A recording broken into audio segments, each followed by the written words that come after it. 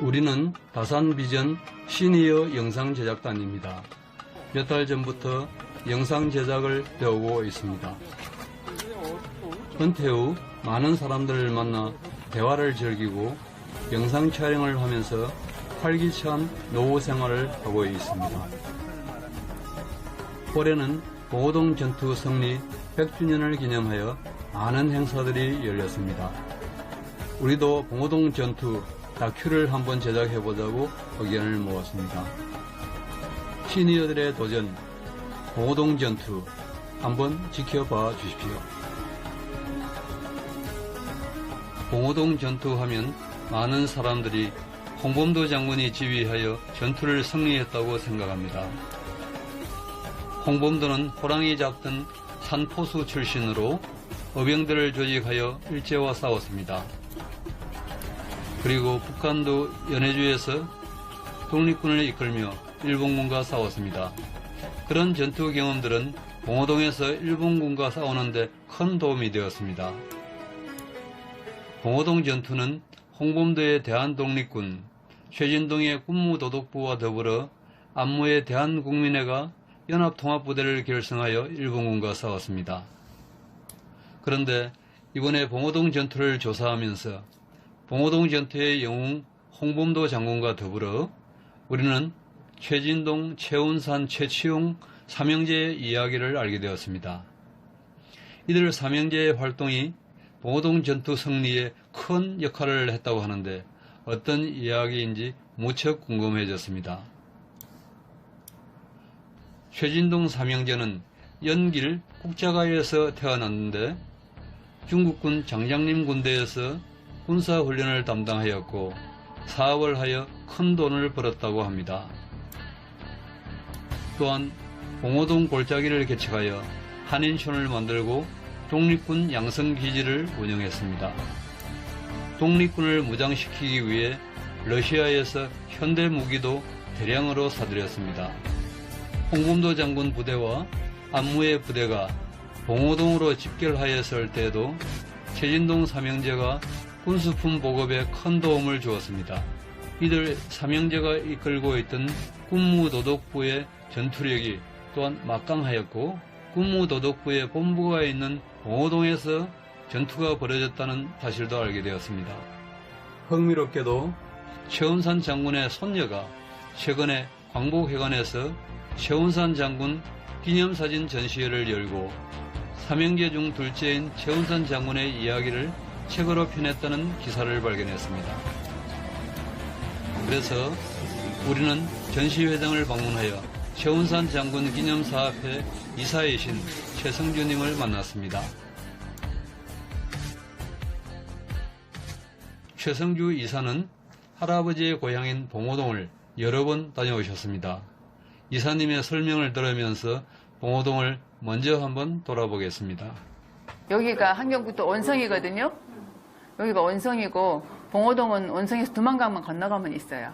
가깝네요. 이게 댐으로 들어가는 길이에요. 저기 이렇게 올라가면은 이렇게 큰 댐이 있고 여기에 이제 올라가서 이 댐 속에 이걸 쳐다보면서 다들 이 댐 속에 갇혔다 이렇게 얘기를 하죠. 댐 때문에 생긴 길이 아니 원래 있었던 길이에요. 이렇게. 이게 원래 있던. 네. 저 봉우리 위에 사무가 있나요? 예, 저 중에 어디에 있습니다. 이제 이렇게 산으로 이렇게 빙 둘러싸여져 있는 그런 곳이에요. 이 봉오동은. 독립군, 여기가 독립군 본부가 있었던 그게 지역이거든요. 요 근처, 여기에 그 연병장에 있었던 넓은 이게 지역인데요. 거기에 보면 이렇게 대형 맷돌이 있어요. 이게 한 1m 50 정도 되는 그런 사이즈인데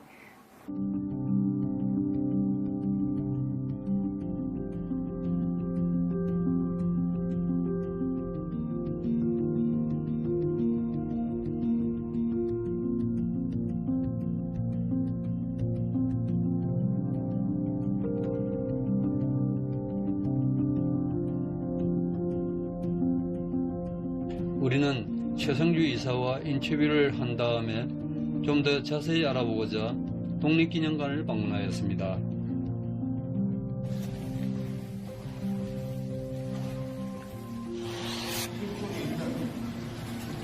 보니까 이게 후동군을 창원제를 격파시킨 전투였다.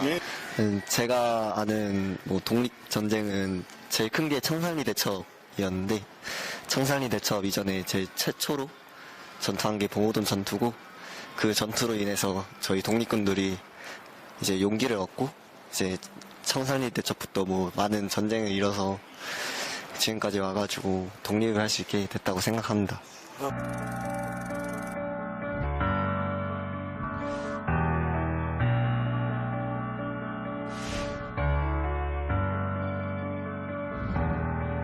독립기념관을 다녀온 뒤에는 한국 외국어대 반백률 교수에게 봉오동 전투에 대한 설명도 우병운동부터 부탁드렸습니다. 계속 이게 무슨 역사를 강의하는 거예요? 네, 교수님, 그 만주의 독립군들이 처음에 우리나라 그 의병 활동에서부터 시작된 건데, 그 의병 활동들이 어떻게 해서 만주로 이동을 하게 되었고, 만주에서 독립군으로 발전했는지 좀 소개해 주시죠. 네, 그러니까 한말에 이제 국내에서 의병운동이 활발하게 벌어지잖아요. 1907년부터 1910년 사이 한 10만 명 정도가 이제 동원에 대한 전투에 참여했다고 그러는데, 이제 그 국내에서 이제 10년에 일본의 그 강제적인 병합에 따라서 이제 국내에서 활동이 거의 불가능한 상태가 되죠. 그래서 주로 이제 국내에서 의병이라든가 무장투쟁을 했던 분들이 대거 이제 해외로 망명하겠는데, 그 망명하는 그 지역이 주로 러시아 연해주 지역, 그리고 이제 그 옆에 있는 그 북한도 지역으로 이제 이주를 하는 거예요. 거기에는 이미 이제 1860년대부터 이 함경도 농민들이 이제 이주를 해와 있었죠. 그래서 한인사회가 이제 형성되어 있었는데, 그 이제 망명한 분들이, 그 민족운동가들이, 애국자들이 이제 그 동포사회를 이제 민족의식화 하기 위해서 이제 학교를 세운다든가, 교회를 세운다든가, 그리고 실질적으로 이제 군사교육들을 이제 하는 거죠. 여러 군데 이제 군사학교, 소위 이제 사관 양성학교가 이제 세워지고, 그것이 1910년대에 그 이제 3.1운동 이전까지 그 민족교육을 하는 거예요. 최 장군님 그 할아버지 그 형제분이 세 분이 계셨다고 들었는데 대단히 많은 그 부를 축적하셨다고 들었습니다. 지역이 황무지였었을 때 그것을 민간한테 불화하는 그런 시기가 있었습니다. 그때 그 일을 담당하셨던 분이어서 본인이 그런 작업에 이렇게 본인이 뛰어들어서 그 일을 하실 수가 있었고, 그 당시에 본인이 소유하셨던 그 땅이 우리나라의 한 도 단위 정도 되는 10여 개 지방을 이렇게 소유하셨었거든요. 그 지방들이 이렇게 도시로 변하면서 지가가 많이 올라가기도 했고, 또 워낙 땅이 넓었기 때문에 농산물과 그런 목장이나 이런 축산업도 굉장히 크게 하셨고, 그리고 또 그 지역들이 다 이렇게 산업화가 되면서 공장이 많이 생겼어요. 그래서 그 공장들을, 그러니까 양조장, 국수공장, 콩기름 공장, 뭐 콩가루 공장, 성냥 공장, 비누 공장, 이런 그런 공장들이 이렇게 말하자면 재벌 기업이기도 했어요. 그래서 굉장히 이렇게 부를 많이 축적하셔서 그 돈을 이렇게 그 독립운동에 투자할 수 있었죠. 네.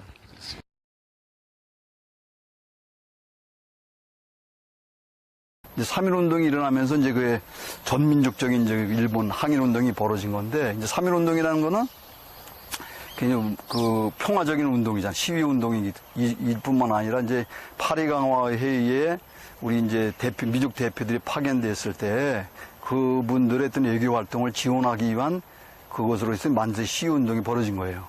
우드리슨 대통령이 그 제창했던 그 민족 자결주의를 많이 기대를 했는데, 그 이후에는 뭐랄까 이제 이 평화적인 시운동을 가지고는 이게 우리가 독립이라는 것을 찾는다는 것은 요원한 길이다. 이게 결국 이제 그다음부터 이제 특히 이 지역에 1910년대 동안에 소위 무장투쟁을 준비하고 있었던 러시아 지역이나 연해주 지역이나 북한들 지역에 거기서 이제 일종의 무장 양성운동이 벌어지는 거예요. 독립군 양성운동이죠. 그리고 이것이 이제 3.1운동이 이제 진행되는 과정에서부터 이제 준비가 돼가지고 1919년 가을이 되면은 특히 이제 북한도나 러시아 연해주 지역에서 이제 그 항일운동이 아주 본격적으로 시작됩니다. 최원산 장군이 사병부대를 1912년부터 운영을 했기 때문에 서서히 무장을 해 나간 거거든요. 네. 그러니까 들어오는 부대원들은 다 무장을 했는데 그 당시 이제 러시아와 무역을 하셨기 때문에 계속해서 그 러시아 부대에서 뒤로 빼돌린 무기라든지 퇴역 장교의 무기라든지 어쨌든 그런 러시아제 무기를 계속해서 이제 수입을 하고 있었어요. 그 블라디보스톡을 한 2년간 체코군이 이렇게 점령을 하고 있었기 때문에 그리고 그들은 전쟁이 끝났기 때문에 사실은 무기보다는 돈이 더 필요했고 봉오동에 있던 최원산 장군은 그 무기가 필요했기 때문에 그 본인이 가지고 있던 무역 루트 또 그런 인맥 이런 것을 활용을 해서 그 체코군의 무기를 사게 된 거죠. 임시정부가 주관을 해가지고 이제 통합을 해야 되는 게 일본군이라고 하는 막강한 그 대부대하고 우리가 전쟁을 하려면은 이 여러 단체로 분산되어 있는 그 북한도의 독립군 단체들이 통일적인 어떤 지휘 체제를 갖고 일본군하고 싸워야 된다. 그 이제 봉오동 전투 전 단계에서는 이제 그 세 단체, 그 봉오동의 근거를 갖고 있는 국무도독부, 그다음에 이제 러시아에서 들어온 대한독립군, 그 홍범도, 그리고 이제 저기 대한국민회 이제 이런 건데. 신민단 군대인데 그 부대가 강을 넘어서 이제 진공, 그러니까 3월부터 6월까지 했던 그런 것과 유사한 소부대가 이제 국내를 이제 침공을 한 거예요. 그래서 그거를 이제 일본의 그 수비대에서 보니까, 이거 조금 뭐 별 볼일 없는 그 부대니까 이건 이제 추격을 해가지고 말하면 그걸 몰살시킬 수 있겠다. 그래서 추격대가 이제 일부가 이제 형성돼가 들어오게 되죠. 그 뒤에 이제 독립군 부대가 상당히 많은 숫자의 그 정비된 그런 독립군 단체가 있다는 걸 이제 정보를 알게 된 거죠. 그래서 나남에 주둔하고 있던 19사단의 병력들을 이렇게 보강을 해가지고 이제 추격대 또는 토벌대를 이제 편성해가지고 이제 봉오동으로다가 독립군 근거지였던 봉오동으로다가 이제 말하자면 토벌 진격을 하는 거예요. 일본군이 들어올 때는 이제 독립군이 상당히 이제 뭐라면 오합지졸 내지는 상당히 준비가 안 되는 어떤 그런 이제 과거에 한말 때 이제 의병 정도의 수준으로 생각한 거예요. 의병 정도의 이제 군사력이라든가 의병 정도의 이제 뭐 지휘 체계라든가 의병 정도의 어떤 뭐는 조직 뭐 이 정도로 생각하고 들어온 건데 들어가서 보니까 이 봉오동에 있는 집결해 있는 그 독립군들이 상당히 체제가 정비되어 있고 일사불란하게 지휘 체제가 작동이 되고 뭐 어떤 뭐랄까 정규군 못지않은 물론 오히려 또 정규군에 필적할 만한 어떤 그런 체제를 갖추고 있는 거죠. 홍범도와 최진동 장군, 안무 등 여러 명의 부대장들이 전투를 지휘했습니다. 일본군에게 거짓으로 쫓기면서 봉오동 깊숙이 일본군을 유인했습니다. 그리고 산꼭대기에 숨어서 집중 사격을 했습니다. 당황한 일본군은 제대로 대응 사격도 못하고 쓰러져 갔습니다. 이날 전투는 독립군의 완벽한 승리로 끝났습니다. 독립신문은 이날의 전투 성과로 일본군 사망 157명, 아군 사망 4명, 그리고 수많은 전리품을 거두었다고 적었습니다. 봉오동 전투하면 홍범도 장군이 떠오릅니다. 하지만 이번 다큐 제작을 하면서 최진동, 최운산, 최치영 삼형제가 봉오동에서 독립군을 양성하였고 봉오동 전투 승리에 결정적인 역할을 했다는 사실을 알았습니다. 홍범도 장군과 더불어 최진동 삼형제와 같은 숨어있는 독립군 지도자들 그리고 이름도 남기지 못한 수많은 독립군들의 희생에 고개 숙여 감사를 드립니다.